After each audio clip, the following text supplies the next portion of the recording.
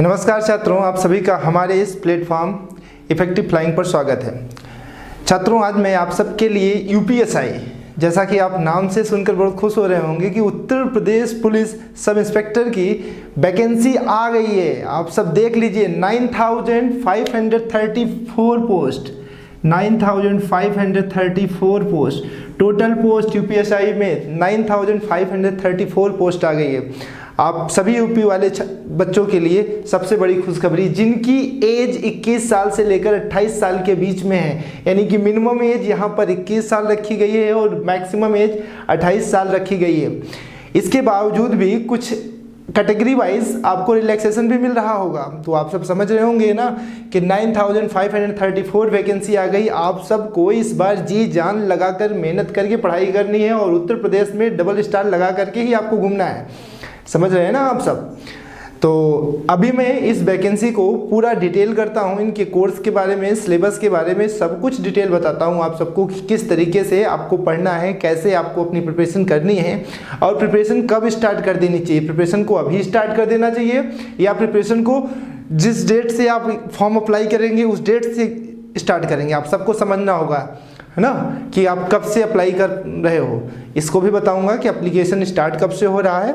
सारी चीज़ें डिटेल कर रहा हूँ। अब आप इस वीडियो में लास्ट तक जरूर बने रहिएगा, वीडियो को लास्ट तक देखिएगा। लास्ट में इस वैकेंसी की सबसे बड़ी कमी आपको बताऊंगा कि सबसे बड़ी गलती जो की गई है वो क्या है और उसके लिए क्या करना चाहिए। अभी भी सुधार हो सकता है, हम लोगों को अपनी आवाज़ उठानी चाहिए कि उन चीज़ों में सुधार किया जाए। एक तो यार 1 साल से हम लोग कोरोना की वजह से वैसे ही परेशान हैं, हाँ, पूरा देश त्राहिमाम है। ऊपर से इतनी बड़ी गलती, यार वैकेंसी 1 साल 2020 में ही आने वाली थी और 2020 की बजाय 21 में आ रही है। उसके बाद भी छात्रों को भुगतना पड़े उस आपकी कमी की वजह से, तो ऐसा कब तक हम लोग सहेंगे। ठीक है, आपको सहना नहीं है, आपको इसके लिए आवाज़ उठाना पड़ेगा। ठीक है, चलो हम वैकेंसी की डिटेल करते हैं, आप सबको टू द पॉइंट समझाते हैं। पूरी वैकेंसी है कैसे, स्ट्रक्चर क्या है, एग्जाम का पैटर्न कैसा होगा, एग्जाम में टोटल मार्क्स क्या होंगे, सारी चीज़ें डिटेल कर रहे होंगे। आप वीडियो को अंत तक जरूर देखिएगा। ठीक है, चलो बताते हैं। देखिए, UPSI Uttar Pradesh police sub inspector total 2021। यहाँ पर अगर मैं टोटल पोस्ट की बात करूँ, टोटल पोस्ट तो आपकी 9,534 पोस्ट है। ठीक है, 9,534 पोस्ट है। इसमें पोस्ट को 3 पार्ट में डिवाइड कर दिया गया है। जो यूपीएसआई की है, सब इंस्पेक्टर की है, उसमें जो पोस्ट है वो 9,027। Platoon commander, platoon commander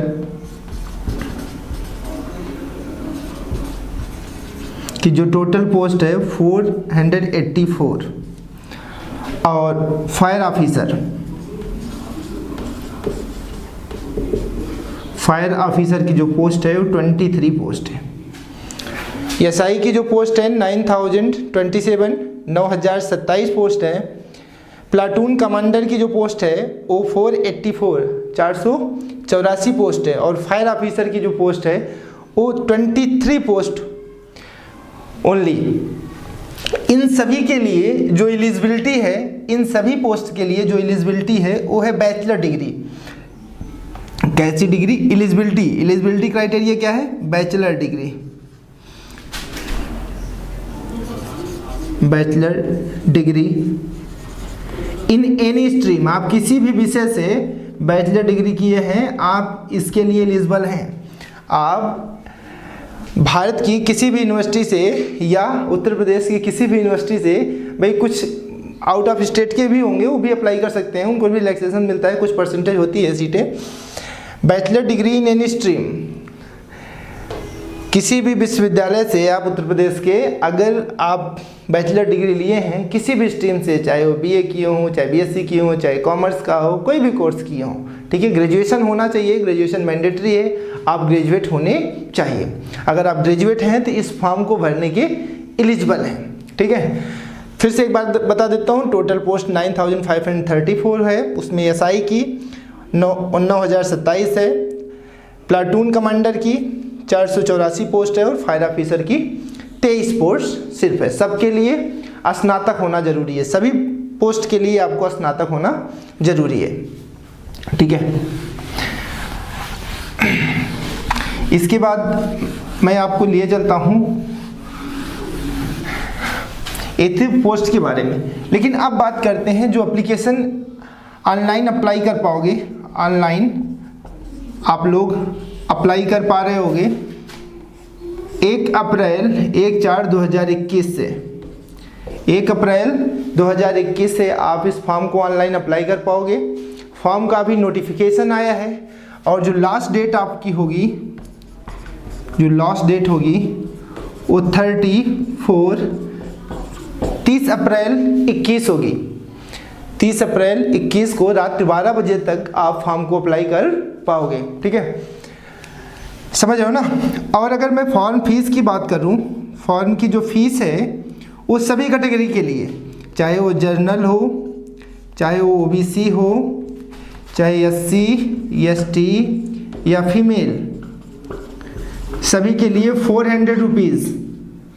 total कितना? 400 रुपये। 400 रुपये में आप फॉर्म भर पाएंगे।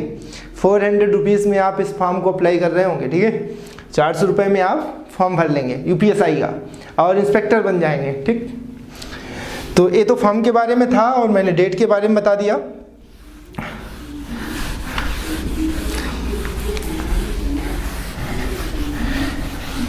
इसके बाद मैं आप सबको फिजिकल एलिजिबिलिटी बता देता हूं।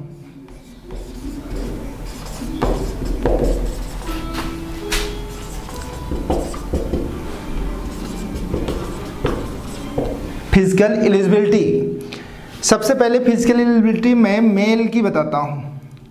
पुरुष की फिजिकल एलिजिबिलिटी, चाहे वो जर्नल का हो या ओबीसी का हो या एससी का हो, इन सब के लिए जो हाइट होगी HEIGHT हाइट, जो इनकी हाइट होगी वो होगी 168 सेंटीमीटर। कितने सेंटीमीटर? 168 सेंटीमीटर। और इनके चेस्ट जो होगा वो 79 to 84 होगा। कुल मिला के आपको 5 सेंटीमीटर अपने सीने को फुलाना है। कितना फुलाना है? 5 सेंटीमीटर आपके सीने को फुलाना है, ठीक है। और अगर मैं रनिंग की बात कर दूं, कितनी रनिंग होगी, तो आप 4.8 किलोमीटर जो टाइम होगा वो टाइम होगा 28 मिनट का। 28 मिनट के अंदर 4.8 किलोमीटर आपको दौड़ना है। कितना? 4.8 किलोमीटर की दूरी आपको सिर्फ और सिर्फ 28 मिनट में तय करनी है। 5 सेंटीमीटर सीना फुलाना है। चेस्ट के लिए 79 to 84, 79 मिनिमम होना चाहिए और हाइट आपको 168 सेंटीमीटर होनी चाहिए न्यूनतम, ठीक है। ये तो जनरल ओबीसी है। और अगर बात करूँ यही एसटी की बात करूँ, एसटी की जो हाइट है, एसटी की हाइट रखी गई 160 सेंटीमीटर और इनके लिए जो चेस्ट है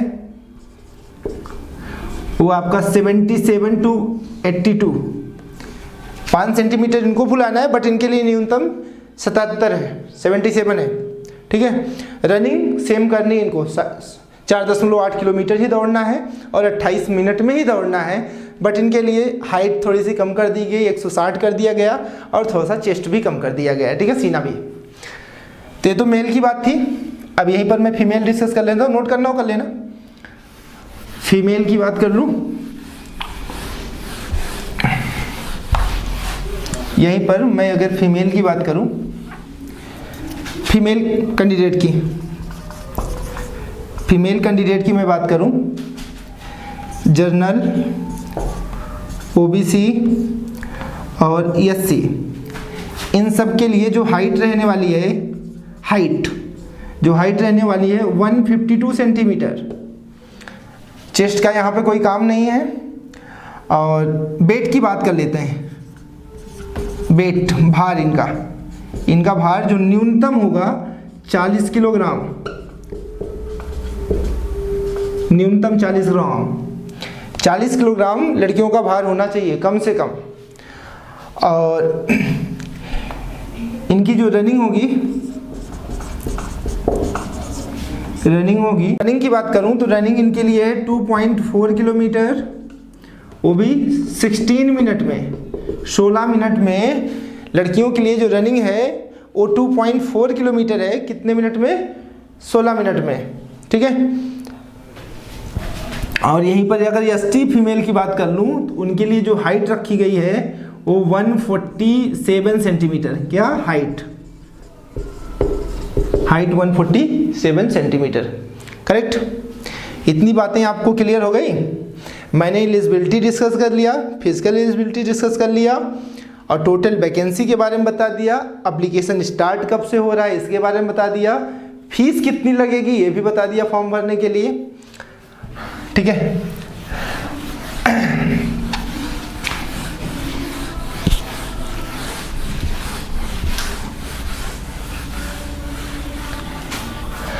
अब अगर मैं एज की बात करूं, एज तो 21 year to 28, minimum age 21 year होनी चाहिए और मैक्सिमम 28 ईयर होनी चाहिए, ठीक है। 28, अधिकतम आप 28 साल के होने चाहिए। और एज रिलैक्सेशन, जो एज रिलैक्सेशन होगा वो सबको जैसे अनदर कैटेगरी को जैसे मिलता है 5 ईयर्स 3 ईयर्स और भी ना, उन सबको जिस हिसाब से जिस भी अनदर वैकेंसी में जैसे मिलता है वैसे यहाँ भी एज रिलैक्सेशन का प्रोसेस है, उसके लिए मत परेशान होइएगा, ठीक है। जनरल का कोई एज रिलैक्सेशन नहीं है, ईडब्ल्यूएस का भी कोई एज रिलैक्सेशन नहीं है, बट हाँ ईडब्ल्यूएस के लिए 10% एग्जाम में आरक्षण है, ठीक है। 10% आरक्षण है। और साथ ही साथ वैकेंसी भी इनकी क्लियर कर दी गई कि कितनी वैकेंसी ईडब्ल्यूएस की है, कितनी जनरल की है, कितनी एससी एसटी ओबीसी, सबकी वैकेंसी अलग अलग क्लियर है। तो वैकेंसी में भी कोई डाउट नहीं है, ठीक है, समझ रहे हो। हाँ, जो ईडब्ल्यूएस वाले ध्यान से सुने, ईडब्ल्यूएस वाले 1 अप्रैल 2020 के बाद से अपना ईडब्ल्यूएस कैटेगरी का जो तहसील से बनता है कि आप इकोनॉमिकली वीकर सेक्शन के हैं, इसके लिए आप 1 अप्रैल 2020 के बाद वाला फॉर्म बनवा लीजिए, ठीक है। ईडब्ल्यूएस का आप अपना डेटा बनवा लीजिए भैया यहाँ से 1 अप्रैल 2020 के बाद, इसके पहले वाला नहीं चलेगा। और आपको फॉर्म के साथ ईडब्ल्यूएस लगाना है, ठीक है, उसका नंबर लगाना होगा, रजिस्ट्रेशन नंबर ईडब्ल्यूएस का। तो आप समझ जाइए कि ईडब्ल्यूएस जिसका नहीं है वो जल्दी से अपना बनवाना स्टार्ट कर दे, ईडब्ल्यूएस खास करके। और आगे बढ़ते हैं।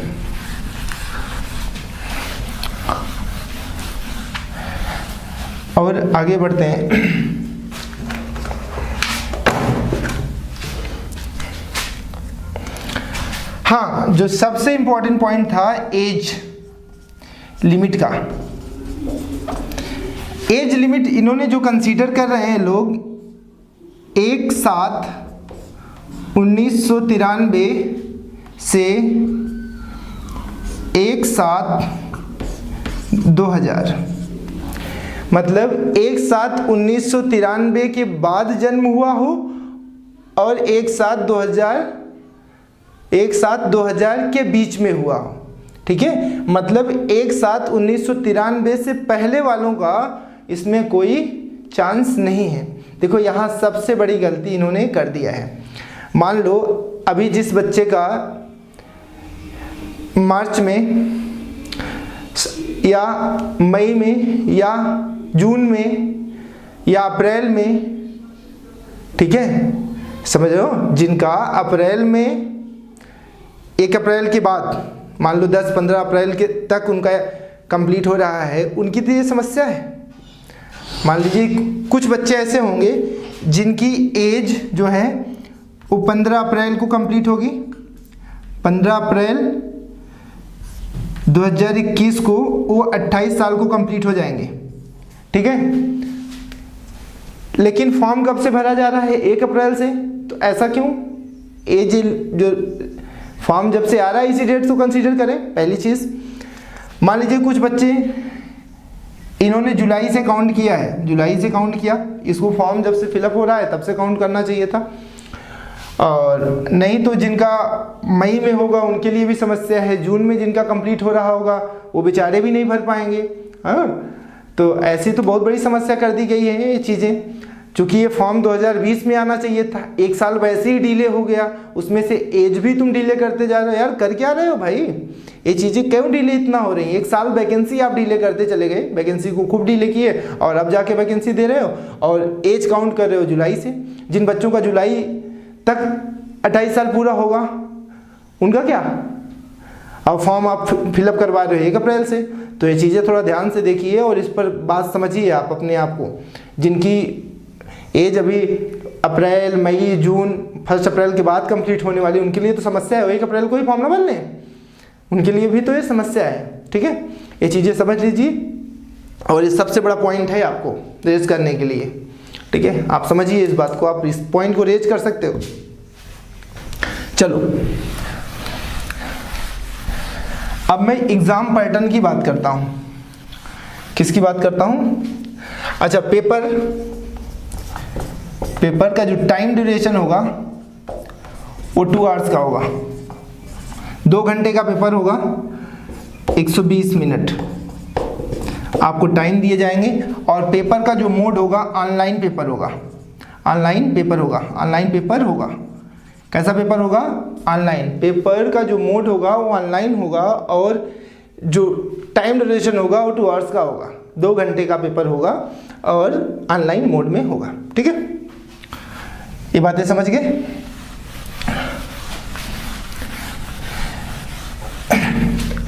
देखिए, अगर मैं विषय की बात करूं, विषय और अधिकतम अंक या अंक,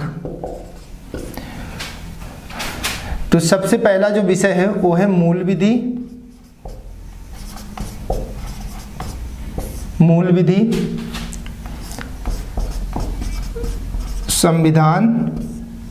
संविधान और सामान्य ज्ञान। इसका अधिकतम अंक 100 अंक का है। ठीक है, दूसरा संख्यात्मक एवं मानसिक योग्यता, ये भी आपका 100 नंबर का है।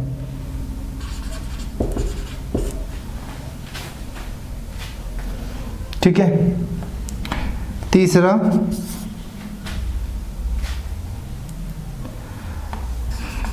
मानसिक अभिरुचि परीक्षा।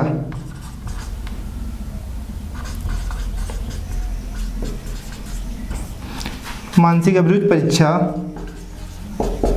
ये भी आपका 100 अंक का होगा।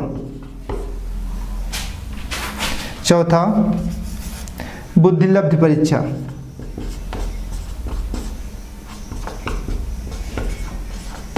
बुद्धिलब्ध परीक्षा या तार्किक परीक्षा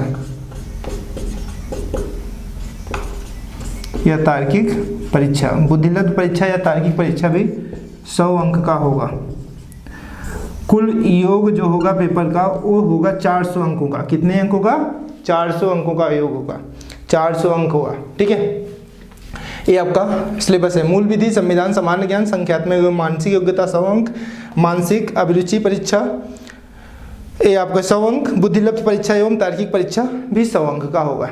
ठीक है, हाँ, यहाँ एक बात, सबसे बड़ी बात आपको ध्यान रखना है कि 35% मिनिमम पाना है। सब पेपर में कम से कम 35% अंक लाने हैं। कितने भैया? 35% अंक न्यूनतम अंक आपको कितने लाने हैं? 35% हर एक पार्ट में लाना है।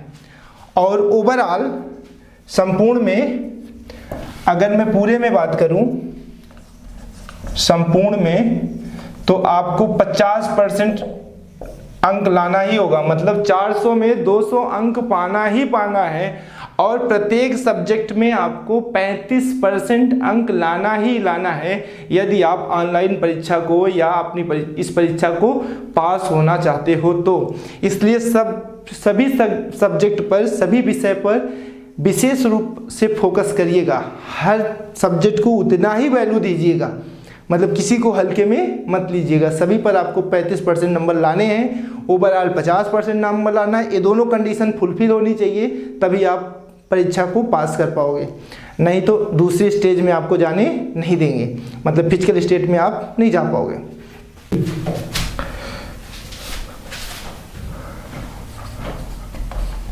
संख्यात्मक एवं मानसिक योग्यता परीक्षा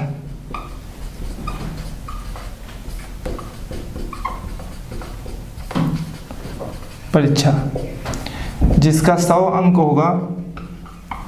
मतलब कुल मिला के अगर मैं मैथ्स की बात कर लूँ, मैथ सेक्शन का, मैथमेटिक्स की बात करूँ तो इसका क्या सिलेबस होने वाला है, क्योंकि मुझे मैथ्स पढ़ाना है तो मैं मैथ्स के सिलेबस को बात करने जा रहा हूँ।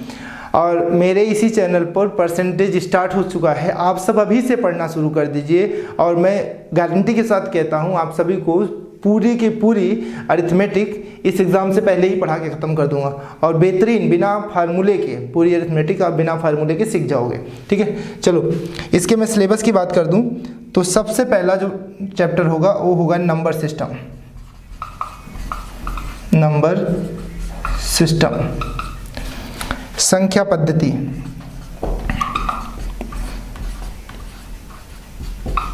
संख्या पद्धति। दूसरा होगा सिंप्लीफिकेशन,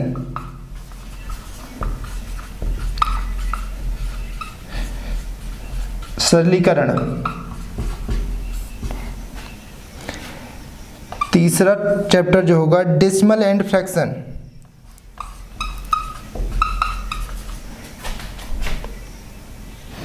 डेसिमल्स एंड फ्रैक्शन, दशमलव एवं भिन्न।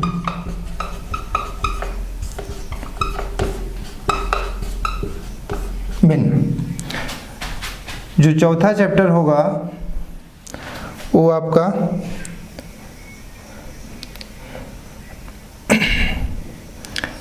LCM and HCF, लघुत्तम समापवर्तक,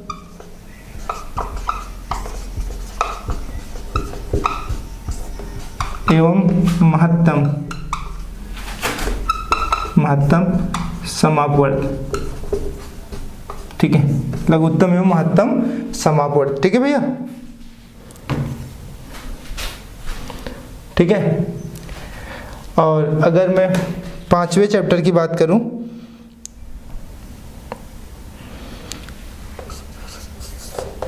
ratio and proportion,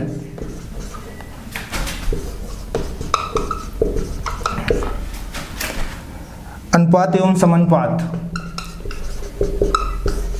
एवं समानुपात। ठीक है, ये 5 चैप्टर मैंने आपको बता दिए। संख्या पद्धति, सरलीकरण, दशमलव एवं भिन्न, लघुत्तम समापवर्तक एवं महत्तम समापवर्तक और अनुपात एवं समानुपात। ये 5 चैप्टर हमने आपको बता दिए। नोट करना हो तो कर लो, नहीं आगे बढ़ते हैं। ठीक है, स्क्रीनशॉट ले लेना।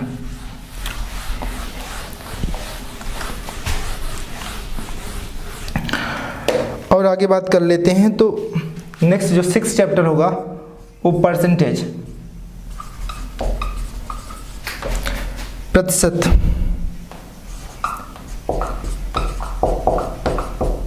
ठीक है, इसके बाद 7th होगा प्रॉफिट एंड लॉस,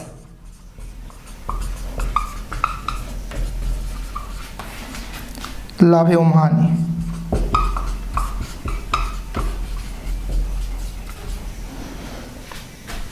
8th में डिस्काउंट, बट्टा। ठीक है, बट्टा हुआ। 9th में जो होगा सिंपल इंटरेस्ट,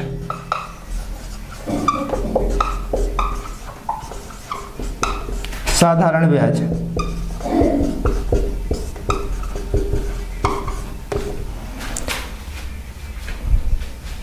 10th जो होगा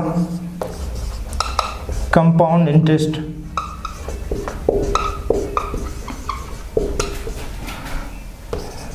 चक्र वृद्धि ब्याज। ठीक है, ये जो 6 चैप्टर है प्रतिशत, 7वां लाभ एवं हानि, 8वां बट्टा, 9वां जो चैप्टर है वो साधारण ब्याज, 10वां चैप्टर चक्रवृद्धि ब्याज का होगा। ठीक है, इसके बाद आगे बढ़ते हैं।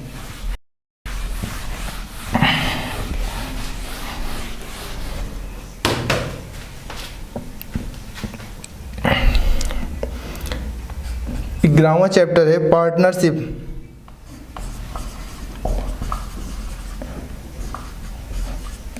साझेदारी, भागीदारी। ठीक है, इसके बाद 12वां है एवरेज, औसत। 13th जो चैप्टर है टाइम एंड वर्क,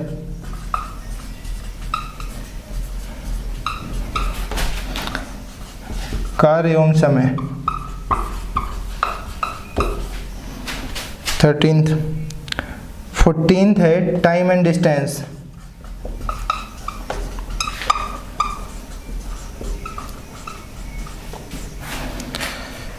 समय एवं दूरी, दूरी। 15th जो चैप्टर है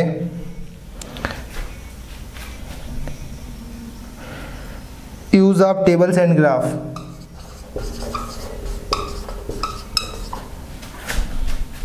टेबल्स एंड ग्राफ, सारणी और ग्राफ का प्रयोग, सारणी एवं ग्राफ का प्रयोग। ठीक है, सारणी एवं ग्राफ का प्रयोग नोट कर लेना।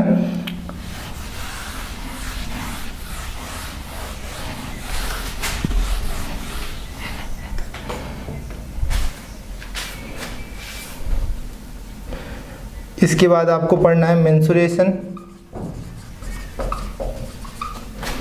मेंसुरेशन, क्षेत्रमिति,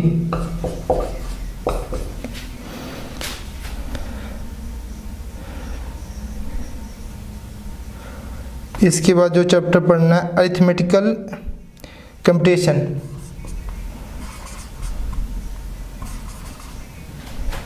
अरिथमेटिकल कंप्यूटेशन है। हाँ ठीक है, कल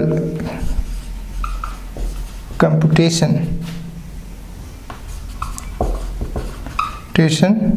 एंड अदर एनालिटिकल फंक्शन।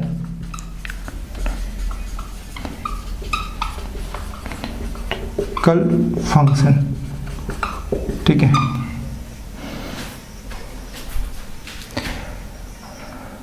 और इसके बाद विविध मिसलेनियस क्वेश्चंस आएंगे। बस इतना ही आपका सिलेबस है पूरा। ठीक है, 17 to 18 चैप्टर्स हैं, इतना ही आपका सिलेबस है। आसान है, पूरी की पूरी अरिथमेटिक है, मेंसुरेशन है एक, और नंबर सिस्टम है। यहाँ पर बीजगणित का कोई हिस्सा नहीं है, बीजगणित नहीं पढ़ना, ज़्यादा आपको ज्योमेट्री नहीं पढ़ना है। और प्रश्न जो होंगे वो काफ़ी आसान होंगे, सिंपल होंगे। जो अप्रोच होगा वो काफ़ी अच्छा होगा। हमारा अप्रोच आप देख रहे होंगे, अभी मैंने परसेंटेज के 5 लेक्चर कंप्लीट करा दिए।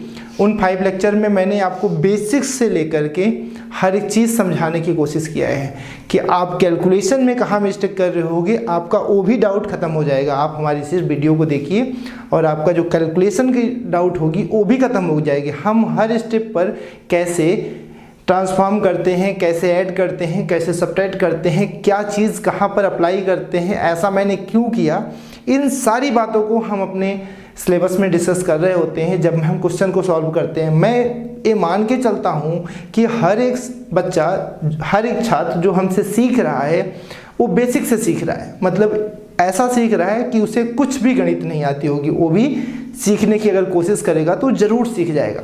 ठीक है, जिसको कुछ नहीं आता है वो भी सीख जाएगा। बस उसको क्या करना है कि रोज़ हमारे साथ जुड़ना है और प्रैक्टिस करना है। हम धीरे धीरे आपको एकदम मैच्योर बना देंगे, मैथमेटिक्स को सिखा देंगे।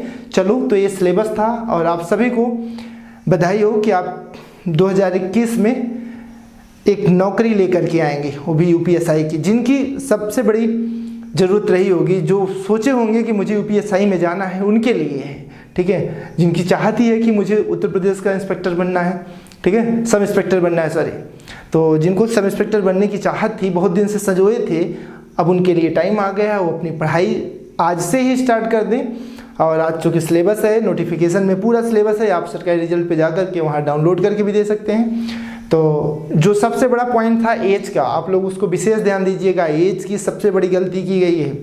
जिन बच्चे की एज मान लीजिए मई जून तक कंप्लीट हो रही होगी, अप्रैल में फर्स्ट के बाद कंप्लीट हो रही होगी, तो कम से कम यार 1 अप्रैल को अप्लाई कर सकते थे, हैं। 28 साल जिनका पूरा हो रहा होगा, जनरल कैटेगरी और अनदर तो आरक्षण वाले उनकी बात ही दूसरी है, ठीक है। लेकिन जनरल कैटेगरी और ईडब्ल्यूएस वालों ज़रा ध्यान से देखना, चल तो ठीक है। नमस्कार, बंद करो सेवा।